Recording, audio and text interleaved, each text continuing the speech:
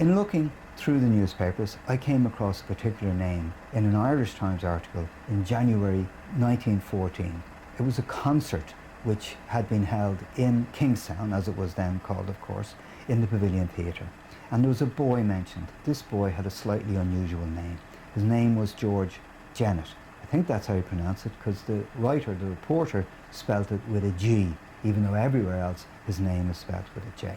The review tells us that George was doing a recitation on William Wallace, and it was called The Knight of Ellerslie. George was 15 years old at that stage. So I found him in Carraiglea in the 1911 census, and he was aged 12. I went back and I looked at the 1901 census. I found him in 1901 in the Liberties, and he's living in really quite a stable family. He had an older sister, Katie. His mother and father were alive. His father was called John, and he was a butcher, and his mother was called Mary, and she was a weaver.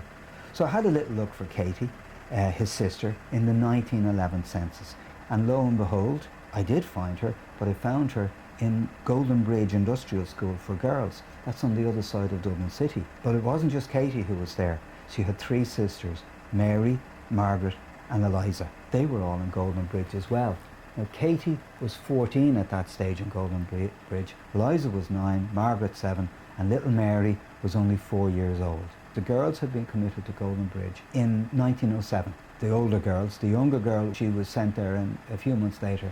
Now, the reason was that they had been found wandering. We now know, of course, that the father, John, he died in 1909. And he had what was called dropsy in those days. The family was broken up in 1907. The girls were committed to Goldenbridge. George was sent to Carraiglea Industrial School. The whole family was split up.